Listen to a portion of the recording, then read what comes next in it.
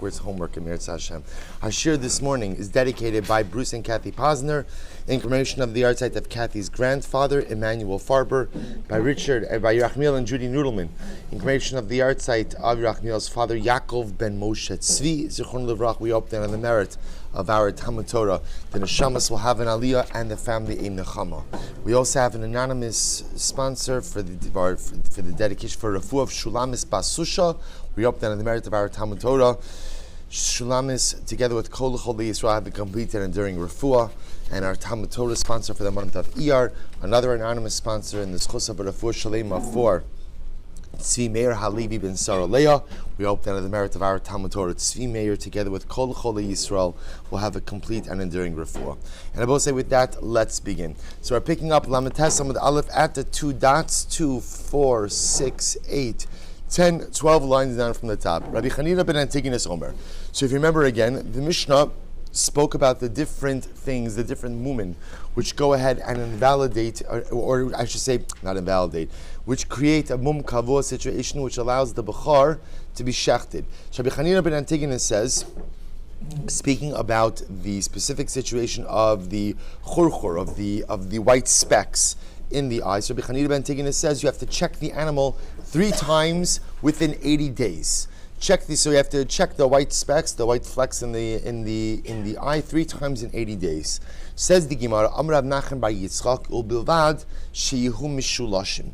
However, again, the 3 inspections must be evenly distributed. So if you look at Rashi for just a moment, Shu mishulashim legimel chalakim. So the idea is that the 3 inspections have to be done in almost equal intervals. If you look at it, let's say on day 1, you check it 26 and a half days later, and then another 26 and a half days later, and then 27 days later, as for a total of Havu Shmonim.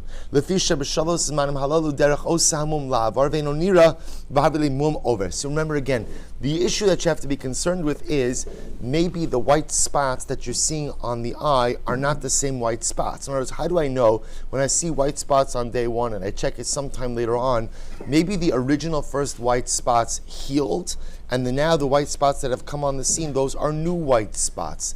The only way to go ahead and ensure that is if you check them in short enough intervals that the original ones could not yet have healed. So therefore, apparently this 26 and a half, 26 and a half, 27, these 3 checks within 80 days ensure that the white spots that you're seeing are the same white spots. Which then, we'll say, so what's the difference?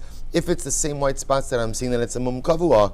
If it's a mum kavua, then that allows for the shechita of the bachar. If it's different white spots, then that is a mum over. And if it is a mum over, then halacha lemaisa, so that would not allow for the shechita ultimately of the bachar. So the Gemara goes weiter. This is an interesting case. So Pinchas, the brother of Shmuel, asked him, it's like table service now. I see it Dafyomi. Maisha, you paid for the premium package. You get table service. Okay, so the Gemara says as follows. So this is Pinchas, the brother of Mar Shmuel, asked him the following shaila. Achol velo itzir. So listen to this. Let's say, remember again, you saw in yesterday's daf that we feed the animal this particular diet in order to be able to see whether or not the mum is a mum kavua or a mum over. Let's say the animal eats the concoction, velo itzir, and it's not healed. Now obviously if it's not healed, what does that tell us? That tells us that the mum is a mum kavua. But interestingly enough, the Gemara asks, Lemafreya havimuma or mikan ulahaba havimuma? The Shailer Rabbi says is actually quite fascinating. Do we say that now, after we've demonstrated that the mum is not healing, that it's a mum kavua from this point forward? Or does the fact that now I see that it's a mum kavua ultimately create some level of retroactivity and tell me that the mum was always a mum kavua limafreya? We'll say it's a fundamental shaila. I now see that the animal has a mum kavua. Is that status of mum kavua as of now mikano lahaba, or do we even apply it limafreya? To which the Gemara says lamay nafkamina. So you'll say to yourself, well, what does that really matter? To which the Gemara says lamim al bipiyono. This is actually quite interesting. If let's say you separated out redemption money and you misuse that redemption money, would you be in violation, or would you have committed Me'ilah? Look at Rashi, it's almost right across. Suppose that this isn't talking about Bechar, because remember again, Bechar doesn't have Pidyon, but by rather other Kabbalos, other Mukdashin, Elo B'shar Mukdashin, She'eneim Minatfos, V'hifrish Miyad Pinyonam, V'amar Harehin Mechulalos Al Ma'os Halolu. V'achar Kach Badku, V'kodem Shetich Lezman B'dikaso Shalosh Chadashim Nana Min HaPiyos. Supposed to listen to this. So you have another consecrated animal. You see that there's a mum. You don't know what to do with it. You don't know if it's mum kavu or not. You separate out pidyon money. I hereby want to deconsecrate. I want to redeem this animal with the money. It then turns out that what? The animal does have a mum. So, but during that period of time, during the whatever amount of time, 80 days, 3 months that we're checking the animal, you end up utilizing that pidyon money for some non-consecrated purpose. Shabbos says, so the shaila is, have you committed me?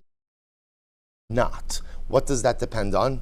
That depends on, do we go ahead and say that when you declare the animal a Baal Mum, that status is retroactively devolves upon the animal, in which case again, well, let's see, the Gemara says, if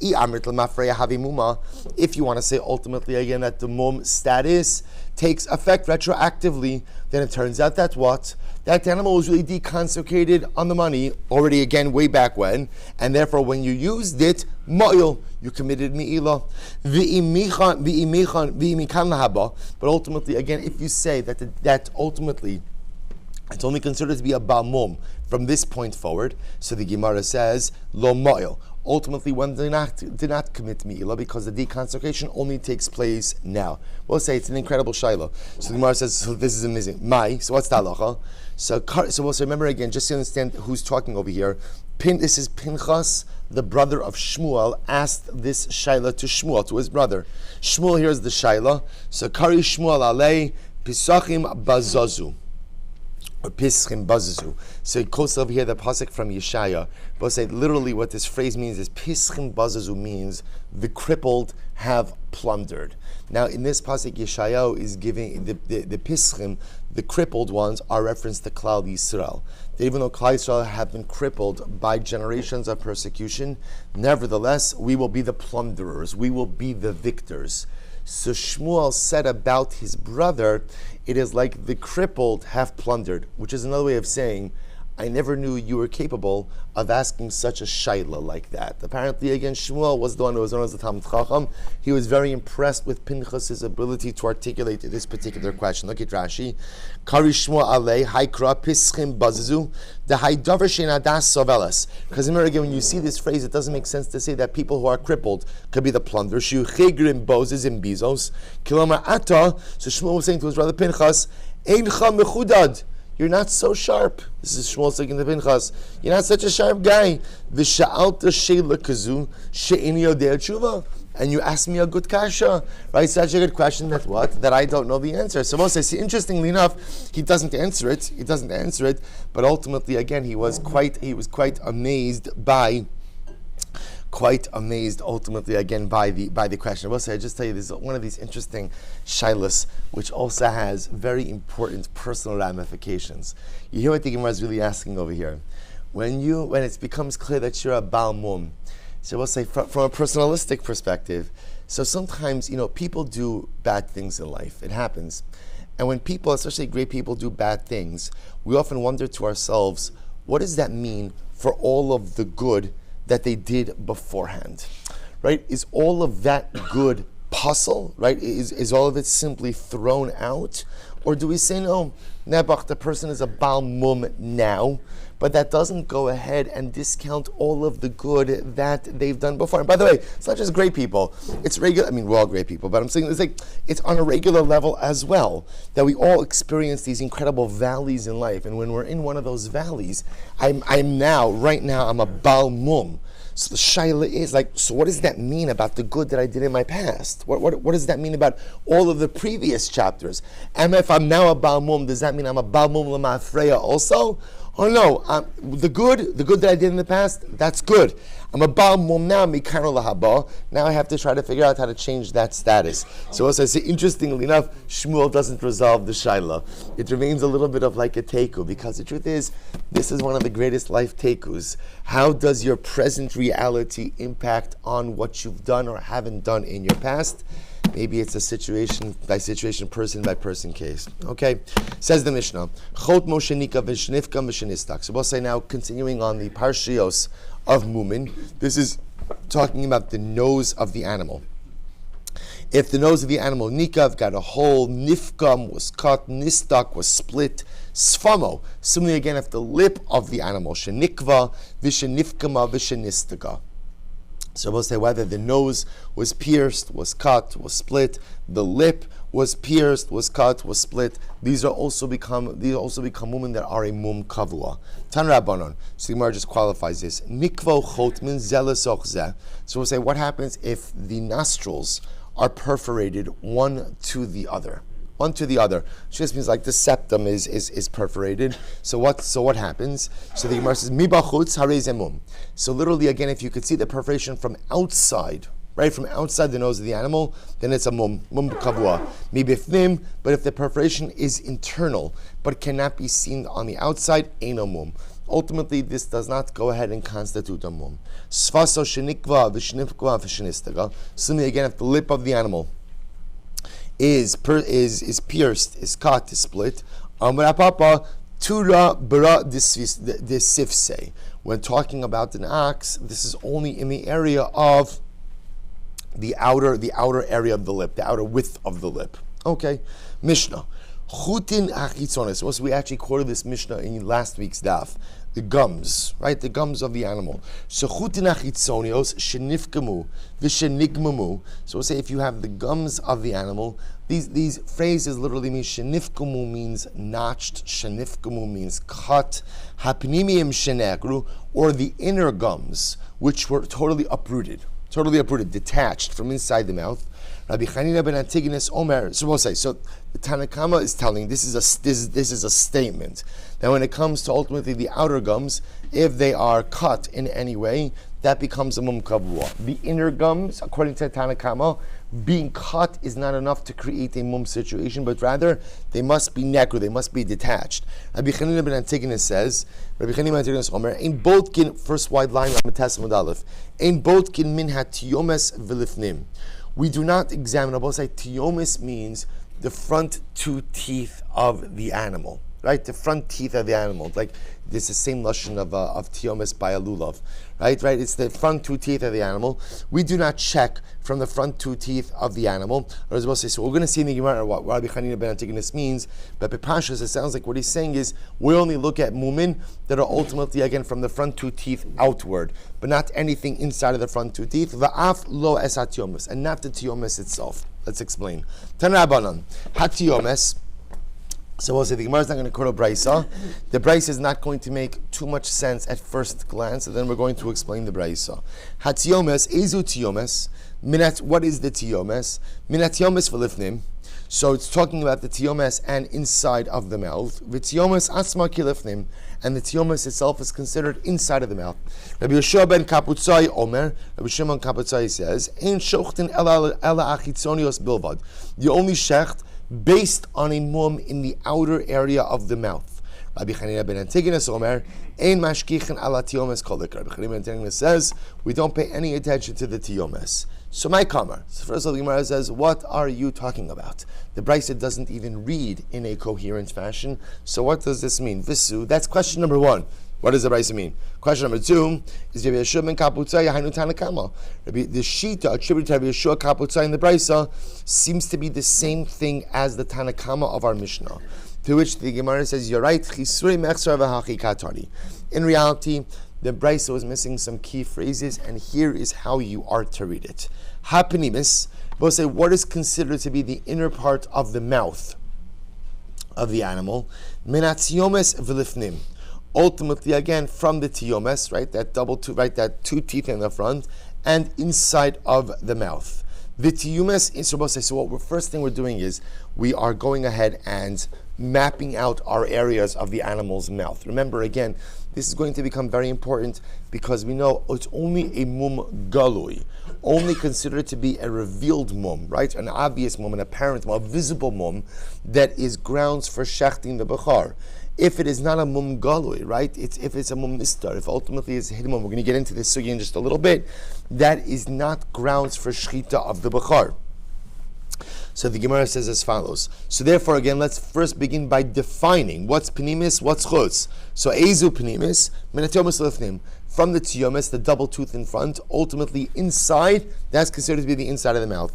V'tiomus atzma kilifnim, and the tiomus itself is considered to be like inside of the mouth. When is this? So, shenifgamu v'shenigmamu. This is only when we're talking about if the gums themselves were notched or were cut. Aval me'ekru, but if the gums were actually became detached, then shochtin. Then you could check, because they both say, being detached, even if it's in that inner part of the mouth, that is considered to be a mum galui, and therefore one would be permitted to shech the bechar based on. So if remember again, we had this in last week's staff. That's because why? When it becomes detached, if the inner gums become detached, when the animal cries out and opens up its mouth, you're able to see those detached gums. Therefore, that's enough to allow it to make it a mum galui. Rabbi Yoshua ben Kaputzai says, "Ein shochten el al chitzonios." You only shecht based on an external mum, or in this case, an external part of the mouth. Aval pnimius shenekru mishchat alayu lo shachtinon. But when it comes to the inner gums, even, right, we do not shecht based on them. If there's some type of mum in them, we do not allow you to shecht based on them. However, aval if sule mifsal. But I will say, interestingly enough, as much as we would not allow you to shecht a bechar based on detached inner gums, that would be enough of a mum to prevent the sacrificial animal from being offered up on the mizbeach. Rabbi Chanina ben Antigonus Omer, ein mashkichin ala tiomes kolikar. Rabbi Chanina ben Antigonus seems to say that we don't really pay attention to any mumin from the double tooth and in. Va'afilu ifsuli lo ifsal. And Rabbi Chanina ben Antigonus goes to the point to say that what? Even for regular sacrificial animals, is something wrong from the tiomus and the inside would not preclude the animal from being offered up on the mizbeach. So not only is it a mum, legabe bechar, but it wouldn't even cause a psul by other sacrificial animals. By Rav Achdebar, both say, fine, that's the end of that. So fundamental machlokes, essentially what they're arguing about is, what is the definition of galui and what is the definition of nistar? At what point in time, how far into the mouth can you go, and yet the mum still considered to be a revealed, visible mum? Subject of machlokes. But to which the Gemara asks a fascinating question. Bayrav achdabai bar ami. Yesh mechusar ever mebifnim, o ein mechusar ever mebifnim. So listen to this interesting shaila. We know that an animal that is missing an aver, right, ultimately is what? Is going ahead, is considered to be a bal mum. What happens if the animal is missing an internal organ? Right? Is missing an internal organ considered to be a mechusar aver or not? So the Gemara says, Lamai. Well, let's analyze. Where would this question have ramification? Ila bechar, if you think it's talking about bechar, I'll tell you why. Everybody would agree that for bechar, missing an internal organ does not create a mum kavua situation where we allow shita. Why? What does it say by bechar? Piseach o iver ksiv. But the Torah explicitly says that by bechar, what type of mumin? Piseach or iver, right? Piseach means it's crippled, iver means it's blind. So what's the common denominator between those type of mumin? Right, they're visible. They're visible. So obviously, again, a missing internal organ of a bechar animal will not be enough to allow it shchita. Il kachim, if you want to talk about a sacrificial animal, so iveres o shavar ksiv. But we'll say again, by kachim it also says what? Iveres, it's blind. O shavar, it's broken. Again, same idea, which is what? Visible mum. To which the Gemara says, rather, lishchute lefruki loy bailan. The Gemara says, you're right. For shchita purposes, Rashi says, lishchute bechar al chisar shebifnim. So we'll say, so to go ahead and shechta bechar, based on the fact that it's missing an internal organ, ula fruke, kachim, and to go ahead and redeem other sacrificial animals, that's not our shaila. We know Rabbi said that missing an internal organ does not render the animal a bal mum, both for bechor as well as for general sacrificial animals. So what is the shaila? Kimi bailan lifsule. Rabbi say, what's our shaila? Our shaila is, does missing an internal organ puzzle you to go ahead and be a sacrificial animal? That's the shayla. That's the shayla. We'll say, so ultimately, again, for karbanos, so do we say that at the end of the day, it would passel you from going ahead and being a karban? If we were to discover that you're missing an internal organ, does that passel you legabi the mizbeach? Mai. So we'll say, so what's the shayla? Here we go. It's quite fascinating. So tamim mihiel ratzon amrachman. We'll say when it comes to karbanos, the Torah says that a karban has to be tamim. Tamim in chisaron lo. We'll say, what does tamim mean? What does tamim mean? Complete. What does complete mean? The animal has all of its organs. If it's missing an internal organ, it's not tamim and therefore can't be offered up. To which Dilma, or the other possibility is tamim yulu ratzon kol mum lo yiyebo. But we'll say the pasuk says it shall be tamim and it can't have any mum. Ma mum me avroi, just like the definition of a mum is something that is visible on the outside. Av chisaron me avroi. So to any deficiency, the animal must be visible from the outside. So I'll say, so this is a fundamental shayla, right? Do we say that ultimately, again, it has to be tamim, and therefore tamim means it has to have all of its organs, including the internal ones, and therefore if it's missing an internal organ, halacha l'maaseh, it can't be offered up as a karban? Or do we say no? Do we say kol mum lo yihiyebo, can't have a mum? Now, one thing everyone has agreed on is that the definition of a mum is something visible.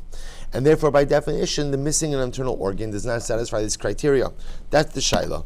To which the Gemara says, let's analyze this. Tashma. So the Gemara quotes over here. Ve'es shtei haklayos. So we'll say, so the pasuk says the two kidneys. Right, when speaking about again the different parts of the animal that have to be offered up on the mizbeach. Ve'es shtei haklayos. So you offer up the kidneys. V'lo bal kulya achos.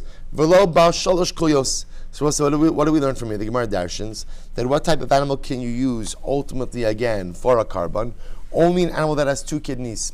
But an animal that only has one kidney, or an animal that has three kidneys, ultimately again cannot be offered up as a karban. Now watch this. V'tanya idach. We have another brisa that says yisirena. And the pasuk is actually very interesting. The pasuk says Yisirena, V'shtei Klayos. So we'll say this is how the pasuk reads: V'shtei Klayos, V'sachil v'ashar lehen, Asher laksalim, V'seoseres ala kaved, ala Klayos Yisirena. So the Torah is telling me that I have to take the two kidneys together with the fat around it, and I have to go ahead and place it on the mizbeach. The end of the pasuk says Yisirena. You shall take it. It is what? It is what? It is singular. So I'll say something very interesting. The beginning of the pasuk seems to indicate to me that I need to take two kidneys. The end of the pasuk seems to indicate to me that what? I could even take one kidney. So what do I do with this? Watch this. Yisirena lerabos bal kulya achos. Now both say the Gemara darshans, Yisirena comes to teach you that even an animal with one kidney, ultimately again it's going to be kosher as a karban. Now watch this. So we'll say, so now you understand what we're going to clear now. That's actually quite fascinating. So how exactly do you wind up with an animal with one kidney? Watch this. So savrua duchli alma aim beria ba'achas. Now both say, now they are assuming over here, the Gemara is assuming that according to everyone, there is no such thing as an animal naturally born with one kidney. So we'll say, if you find an animal with one kidney, what must have happened? What must have happened? Right? It had two, and something occurred. Something occurred. We'll say, so they have first, we're going to say mitzias. Ein beria ba'achos. There is no such thing as an animal naturally born with one kidney. Daha michser chaser.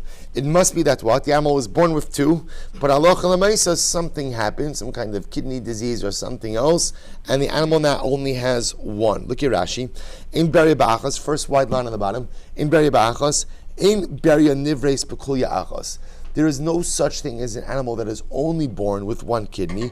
Vaha she'im ba'ala achos michser chaser. And they both say, so what must have happened? What must have happened is the animal got sick, something occurred, disease or injury, the other kidney disappeared, shriveled up. Now all you have is one kidney. One kidney. And yet they both say, what do we see? What do you see? What do you see? What do you see? That it's usable as a karban. What does that show you? That shows you that when an animal is missing an internal organ, it does not go ahead and preclude the animal from being offered up as a karban. So we'll say, so that's the fact that the Torah says Klayos and Yisirena tells you that whether you have an animal, ideally an animal with 2 kidneys, but even an animal with 1 kidney can be offered up. How do you ever have an animal with 1 kidney? So we'll say, so again, remember, we're working under the assumption, which we're going to challenge in just a moment, there's no such thing as animal born with 1 kidney. Every animal is born with 2 kidneys. So by the time you open up this animal, it only has 1 kidney. That means there was some kind of disease or injury, and now you only have 1. But yet we see that what? You can still offer it up. To which the Gemara says, Lema b'haka miflagi. Maybe they're arguing about as follows. Demar savar chisar meviflim shmei chisaron. So we'll say, so the first opinion that says shtei klayos, only 2 kidneys, he holds that what? That ultimately, again, if an animal is missing an internal organ, that is considered to be a deficiency. Umar savar chisaron meviflim lo shmei chisaron.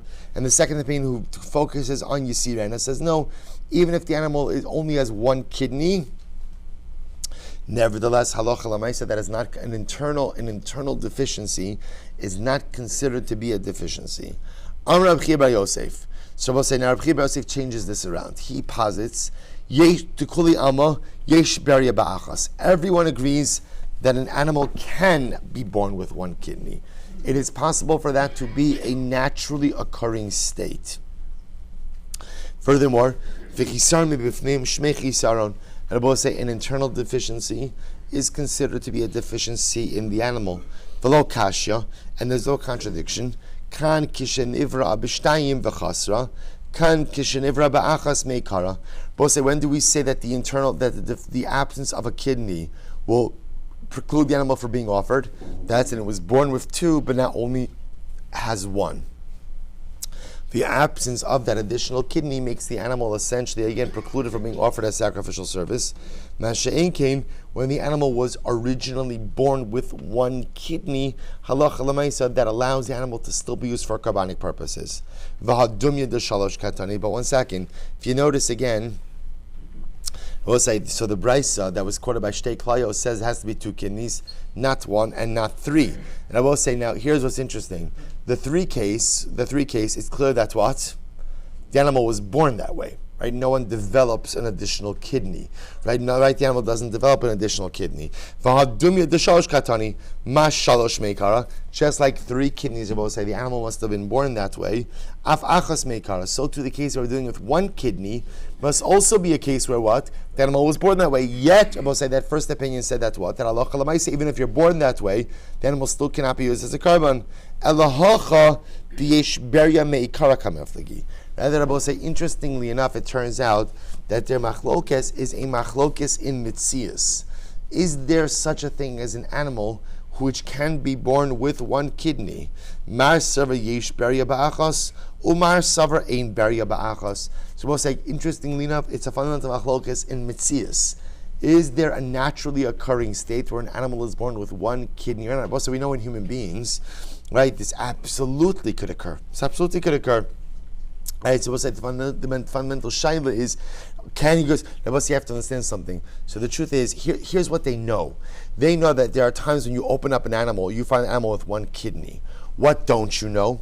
So sometimes, so I will say, so a person can have kidney disease, or I should say an animal could have kidney disease, and one of the kidneys could go ahead and shrivel up. The issue with there is you would see some trace of a shriveled up kidney. The shaila is, if you open up the animal and you find no other kidney, and you can't find a trace of a second kidney, how do you understand that? Do you assume that the animal was born only with 1 kidney? Or that no, perhaps you're opening up this animal in some advanced state of kidney disease where any trace of the original kidney would have gone ahead. So we'll say, so again, so today, with imaging, you could see these things, but all they have, it's really quite interesting, all Chazal had to operate with was what? Right? Was what they saw. And when you would open up the animal, so again, and you couldn't see a second kidney, so that's why you could have a machlokes like this. It's really quite fascinating.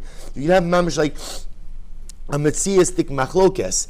Can an animal be born with 1 kidney or not? And this mamish is a machlokes in metzias, literally just based on what they see when they open up. You do like your forensic investigation when you open up the animal, and again, sometimes it's not clear. Was there another kidney? Was there not another kidney?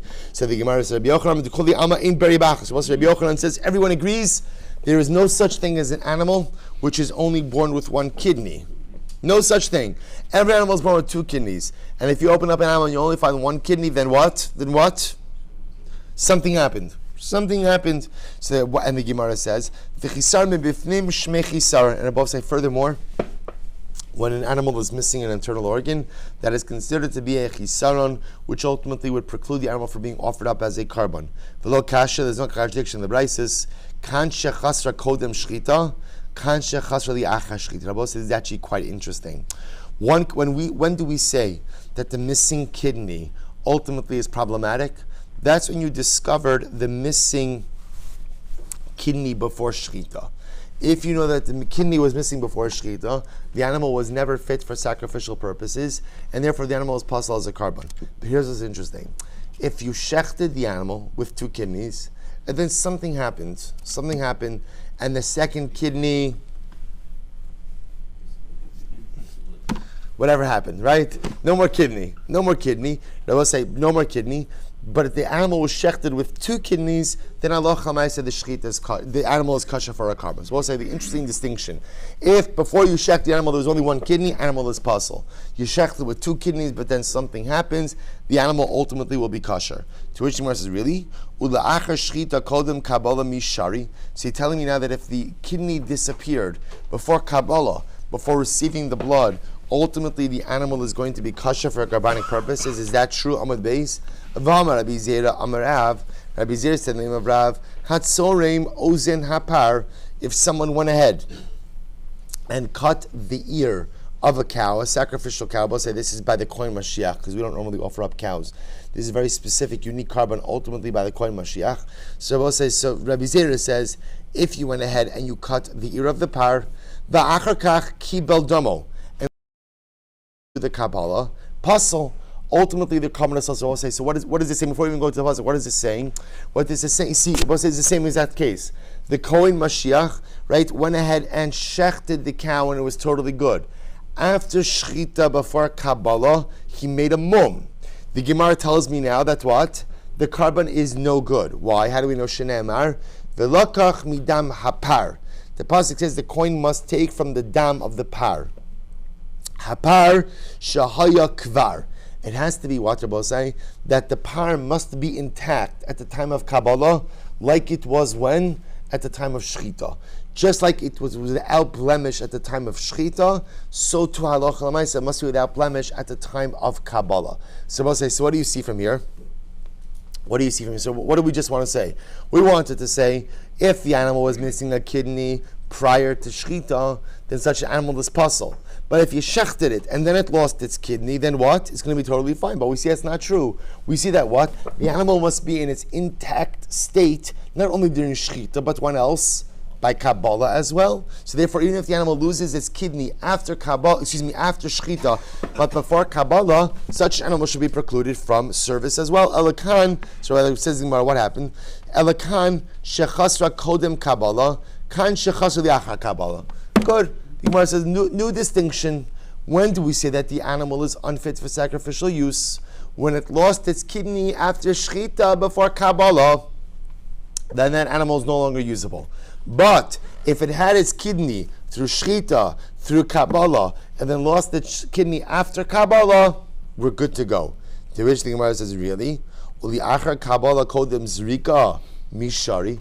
Does the animal not need to be shalem? Ultimately, again, for zrika, for the sprinkling of the blood. Vatanya se tamim zachar ben shana yelochem. Both say the pasuk says that for karbanos you have to use a se tamim, a complete se zachar male ben shana, and 1 year old. So the Gemara says, what do we learn from here? She yehe tamim ben shana b'shas shchita. That the se itself must be tamim, unblemished.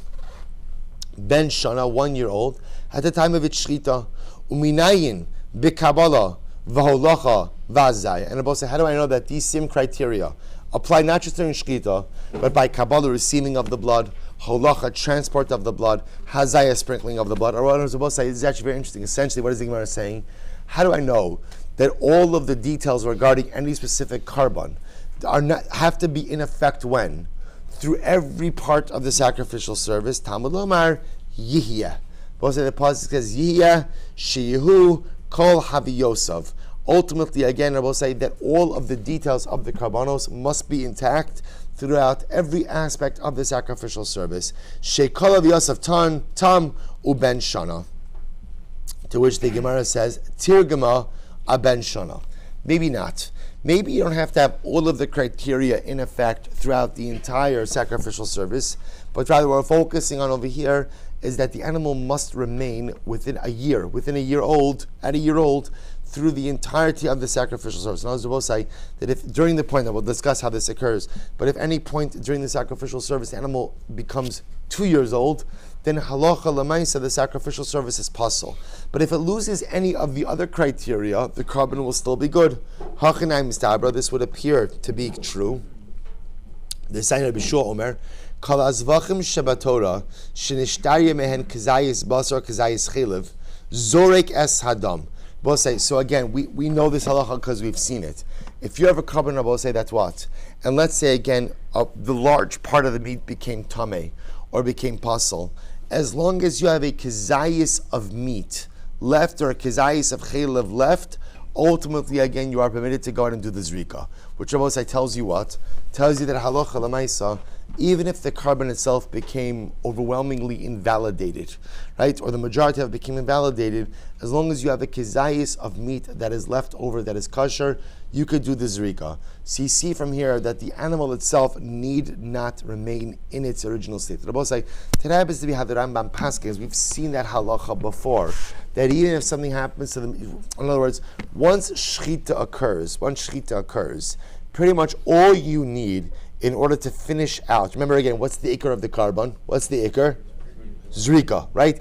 So really, but all you need to get to the zrika finish line is at least a kizayis of that sacrificial meat intact. So even if something happens to the majority of the animal, you need at least the kizayis of either basar or chelev to be intact, and then you could do the zrika and you're good to go. So Rabbi says, listen to this. Shmamina, umiyika midi. So Rabbi says, so now what we're saying over here is as follows: that the only part that we're really makbid on is that the animal not age out. So between the shchita and the zrika, the animal can't age out. To which the Gemara says, that doesn't make any sense. Let's remember again, you could only perform karbanos when? By day. So how can you ever have if it's only by day, how can you ever have an animal which ages out? Watch this. So if you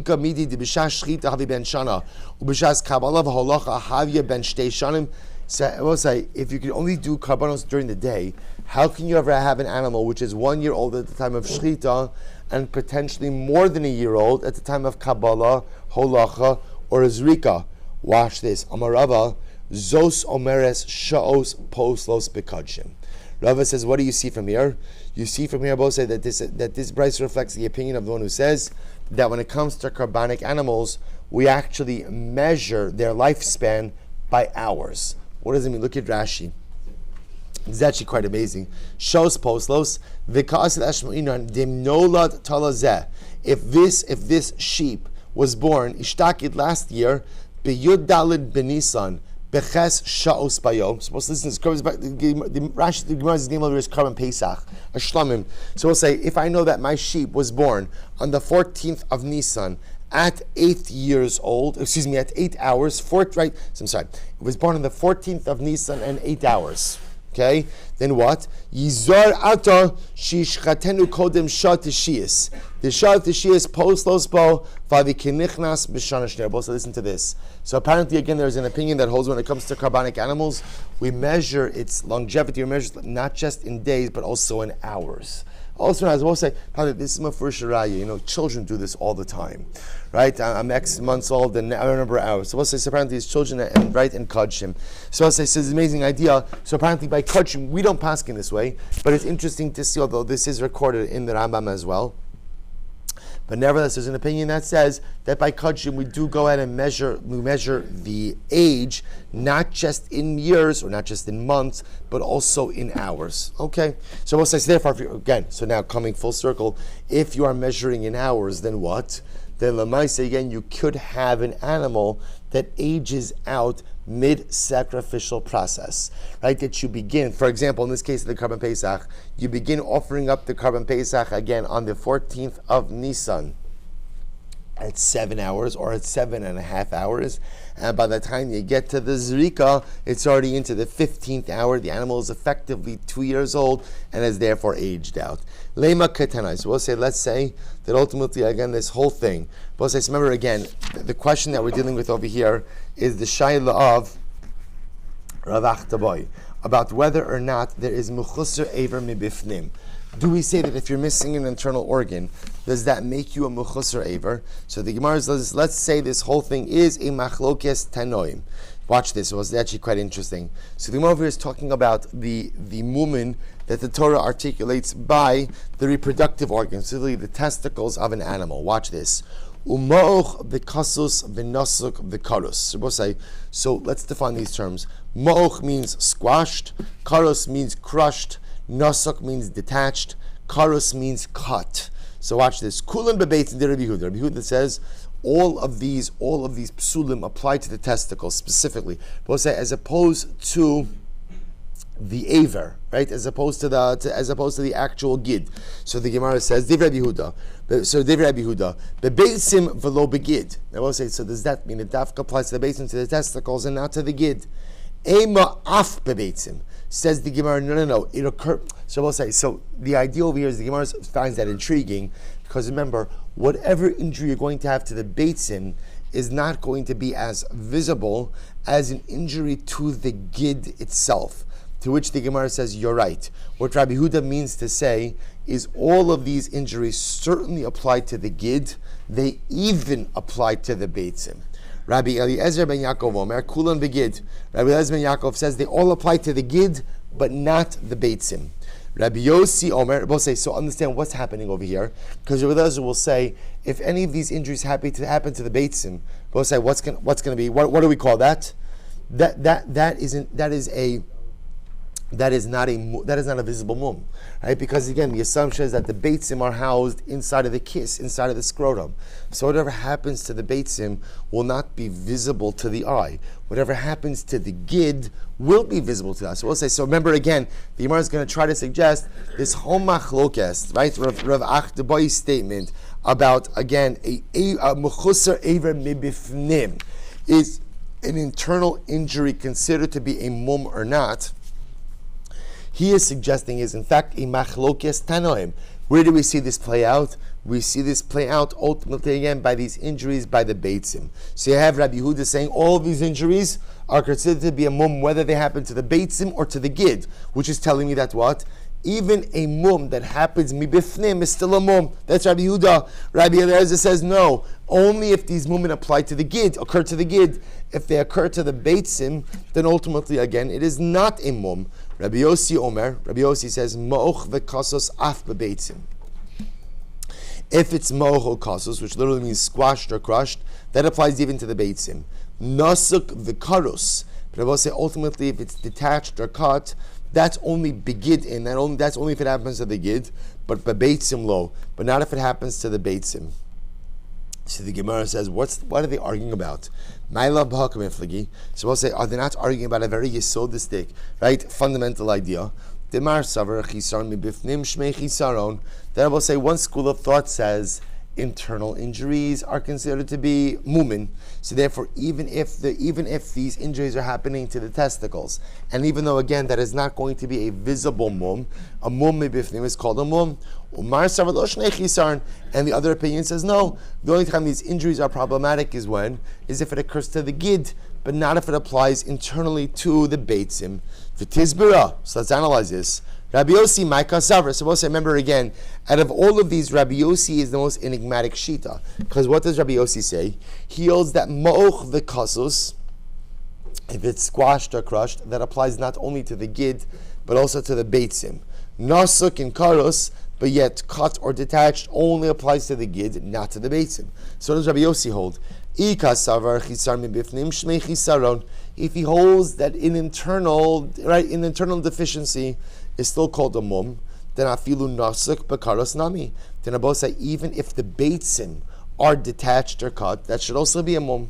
But if he holds that ultimately, again, an internal deficiency is not called a mum, then if that's the case, afilu moch v'kasos namilo, then even if the beitzim are squashed or crushed, ultimately, again, that should not be a mum. To which the Gemara says, Ella, b'hacha b'mum shebagadloi kamiflagi. But so rather, interestingly enough, what they're actually arguing about is mumin shebagalui, right? Ultimately, again, apparent mumin. Rabbi say, look at Rashi just a moment. Lo, it changes it to losh mechisarn. We'll say ultimately everybody's agreeing that what? That internal mumin will not create a problem. Right? So watch this. So the Gemara Rabbi Huda Sabar, Ma'och v'kasos have muma. So Rabbi Huda holds that halacha l'maisa, if it's ma'och v'kasos, if it's squashed or crushed, that is considered to be a mum. The michtzivan, because ultimately again they shrivel up, and because the beitzim will shrivel up, that'll be an apparent mum as well. Nasuk v'karos have muma. Da'atalya. Similarly, again, if it's cut or detached, that'll also be a mum because they hang down. Rabbi Eliezer ben Yaakov Savar, Ma'uch v'kasos lahavi muma. Rabbi Eliezer ben Yaakov holds that if it's squashed or crushed, it is not a mum. Demeikara nami zimnin demikavtsan. Because there are sometimes Rabbi say we're just naturally, the testicles are shriveled, even in a situation where they're not attached. Nasuk v'karos lahavi muma. Ultimately, again, similarly, nasuk and karos are not called a mum. Why? Because sometimes the testicles hang down regardless. Rabbi Yossi says, Moch v'kasos not having muma. Rabbi Yossi holds that halacha l'maisa moch v'kasos is called a mum tahalesnu, because they are considered as if they are not there. Nasuk v'karos lahavi muma da'isnu. But when it's cut and detached, that is not a mum. Why? Because even though the testicles hang down, they are still present. And because they are present, ultimately, again, that does not create a mum. So therefore, Rabbi say halacha l'maisa. So again, so there's this wide-ranging machlokes general between what happens with the amma, with the gid, but kind of coming back to Rav Achdavai's statement.